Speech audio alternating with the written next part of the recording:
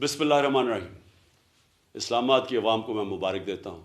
عدالت کے ذریعے ان کو ایک ایسا فیصلہ ملا ہے کہ وہ اب اپنے ووٹ کے ذریعے اپنی لوکل گورنمنٹ کو منتخب کر سکیں گے۔ ہماری بڑی بدقسمتی ہے کہ اس ملک میں ایک کرپٹ ٹولہ مسلط ہے اور ان کے ساتھ ملا ہوا ہے الیکشن کمیشن، جو ہمیشہ ان کی سپورٹ کرتا ہے اور جمہوریت کے خلاف فیصلے دیتا ہے، اور اللہ کا شکر ہے کہ عدالتیں ہمیشہ ان کے فیصلوں کو مسترد کر دیتے ہیں۔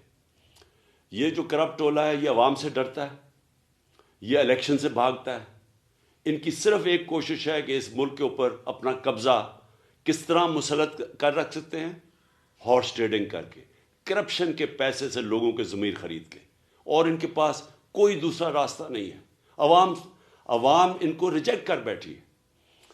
میں اسلام آباد کے لوگوں کو خاص طور پہ آج تاکید کرتا ہوں کہ آپ نے بھرپور طریقے سے کل کے الیکشن میں شرکت کرنی ہے، اور مجھے امید ہے انشاءاللہ کہ آپ اس کرپٹ ٹولے کو شکست دیں گے۔